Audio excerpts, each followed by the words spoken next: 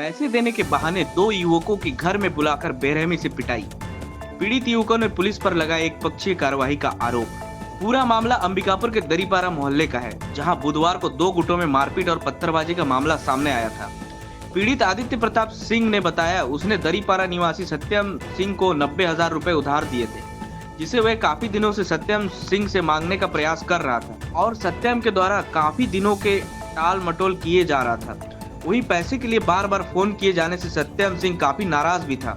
पीड़ित आदित्य ने बताया कि वह अपने दोस्तों के साथ मार्केट में घूम रहा था। उसी दौरान दरीपारा निवासी सत्यम सिंह ने फोन कर उधार का पैसा 90,000 वापस करने के लिए अपने दरीपारा निवास के पास बुलाया, जिसे लेने के लिए आदित्य अपने दोस्त के साथ सत्यम सिंह के घर के पास पहुंच गया। आदित्य ने बताया कि सत्यम सिंह के घर पे उसके अलावा ललित सोनी, हिमांशु सिंह, शैलू सिंह, सुशांत सिंह, मयंक सिंह, नमो नारायण सिंह भी मौजूद थे। जब आदित्य ने अपने पैसे की मांग की तो सत्यम सिंह यह कहते हुए कि तू मेरे से पैसा वसूल पाएगा, कहते हुए आदित्य से गाली गलौज करने लगा। जब आदित्य और उसके साथी के द्वारा उनके गाली गलौज का विरोध किया गया तो सत्यम सिंह और वहां मौजूद उसके साथियों ने उनके साथ मारपीट शुरू कर दिया और सत्यम सिंह अपने पिता नमो नारायण के साथ आदित्य प्रताप को गले में पहने चेन से उसका गला दबाने लगा। आदित्य का दम घुटता देख दोस्तों के किसी तरह उसे सत्यम सिंह और उसके पिता से छुड़ाया। मारपीट होता देख आदित्य अपने आप को छुड़ाकर अपने दोस्तों के साथ वहां से भागने का प्रयास करने लगा, लेकिन सत्यम सिंह, उसके पिता नमो नारायण और अन्य साथियों ने सभी को रोक लिया। वहीं आदित्य के दोस्त कुणाल साहू ने मौका पाकर अपना बड़े भाई विशाल साहू को फोन कर मारपीट और सत्यम सिंह के और उसके साथियों के द्वारा किए जाने वाली मारपीट की जानकारी दी। जानकारी मिलते ही विशाल साहू सत्यम सिंह के घर के पास पहुंचा और मामले को शांत कराने का प्रयास करने लगा। इसी दौरान सत्यम सिंह के चाचा नरेंद्र सिंह और शैलू सिंह अपने कुछ साथियों के साथ वहां पहुंच गए और बिना बात जाने आदित्य और उसके साथियों के साथ मारपीट करना शुरू कर दिया। मौका पाकर सत्यम सिंह के साथ खड़े उसके पिता और साथियों ने भी घर से हथियार निकालकर उन सभी को मारने लगे, जिससे आदित्य और उसके साथियों को गंभीर चोट भी आई है। मारपीट बढ़ता देख आदित्य अपने साथियों के साथ वहां से भागने लगा। उनको भागता देख सत्यम सिंह, उसके पिता नमो नारायण, चाचा नरेंद्र सिंह, ललित सोनी, हिमांशु सिंह, शैलू सिंह, सुशांत सिंह, मयंक सिंह ने उन पर ईंट पत्थर और खपरा फेंक कर मारना शुरू कर दिया, जिससे आदित्य और उसके साथियों को भी चोट आई। इस दौरान किसी तरह आदित्य और उसके साथी वहां से जान बचाकर सीधे मणिपुर थाना पहुंचे। पीड़ितों ने मामले की जानकारी मणिपुर थाना प्रभारी को दी। पीड़ितों का आरोप है कि उनके बातों को सुनने के बजाय उल्टा उनके ऊपर ही केस कर दिया गया। पीड़ितों की मांग है कि उनके पक्ष को गंभीरता से लिया जाए, वारदात की जगह की सीसीटीवी फुटेज को खंगाल जाए और उस आधार पर निष्पक्ष कार्रवाई की जाए।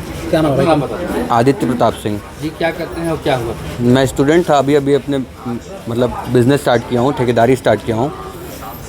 तो मैंने अभी पहला जो काम किया उसमें मेरे को विभाग को रॉयल्टी पटानी होती है, खनिज विभाग को। तो ये जो लड़का है जिससे मेरी लड़ाई हुई, सत्यम सिंह नाम है इसका, वो इस चीज़ का दलाल है। वो ये काम करता है और मेरे से उसने 90,000 रुपये एडवांस लिया और मेरे को 1.5 महीने से वो घुमा रहा था और मेरे को कागज़ नहीं दे रहा था। 1.5 महीने हो गए थे और मेरा पैसा फंसा हुआ था विभाग में इसी कागज़ के कारण। और फिर उसने मेरे को आज घर बुलाया और घर में बहुत सारे लोग थे, घर के उसके चाचा भाई वही सब थे। मैं घर गया अपने दोस्तों के साथ, मतलब हम लोग जो 2-3 लोग घूमते हैं उनके साथ मैं गया उनके घर और मैं बोला कि मेरा पैसा दे दे या तो रॉयल्टी का कागज़ दे दे। वो ना पैसा दिया ना रॉयल्टी का कागज़ दिया। उसके बाद उसने मारना पीटी शुरू कर दी। उसके भाई ने, हिमांशु सिंह नाम है उसका, उसने मारा पीटी शुरू कर दी।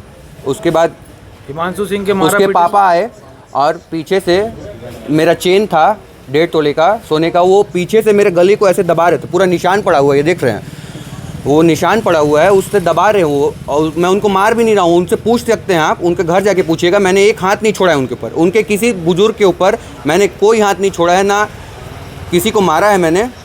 लेकिन हमारा ना पुलिस वाले केस ले रहे हैं ना दर्ज कर रहे हैं। ऊपर से हमारे ही केस के ऊपर वो खुद अपने घर में तोड़ा फाड़ी किया है और पुलिस वाले को बोल रहा है कि हम लोग घुसे थे। ना हम लोग के घर में घुसे हैं। आसपास के कैमरा में आप चेक कर सकते हैं कि क्या हुआ था।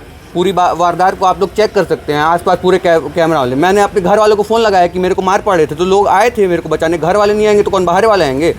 उसके बाद पत्थरबाजी हुई हमारे ऊपर, वहाँ की औरतों ने की, वहाँ की औरत पत्थरबाजी हमारे तरफ। पर आप चाह रहे हैं तो थाने का शिकायत करने की थाने से शिकायत हमारी भी दर्ज करें, उन्हीं की दर्ज होगी तो कैसे चलेगा। क्या लगता है एक पक्ष कार्रवाई हो रहा है? एक पक्ष निष्पक्ष कार्रवाई करें, हम लोग को भी काउंटर केस करना है। मेरा नाम स्वयं, मैं आदित्य का मित्र हूँ। दोपहर में आज आदित्य ने मुझे सूचना दी कि मेरे साथ चलो, मेरे को एक वसूली लेना है एक लड़के से, उसका नाम है सत्यम सिंह। हमने सत्यम सिंह के घर गए। सत्यम ने आदित्य को फ़ोन करके अपने घर के बाहर बुलाया और कहा कि तू अपना पैसा मेरे घर के बाहर आके ले ले। हम 2 ही लोग गए थे उसके घर के बाहर, पर वो अपने पूरे फुल तैयारी में था। उसमें उन्होंने अपने मतलब लड़कों को पीछे रख रखा था। और जैसे ही हम उसके पास गए, उसके चाचा नरेंद्र सिंह, उसके पिताजी नमो सिंह, सत्यम और उसका छोटा भाई हिमांशु सिंह सहित उसके अन्य साथी ललित सोनी और सुशांत सिंह, ये सब आकर हम पर हमला करने लगे। और जब हम पर हमला हुई तो हमने अपनी जान बचाने के लिए अपने प्रियजनों को फ़ोन लगाया। उसमें हमने हमारे निकट भ्राता अपने बड़े भैया विशाल साहू जी को फ़ोन लगाया, जो हमसे सबसे निकट थे।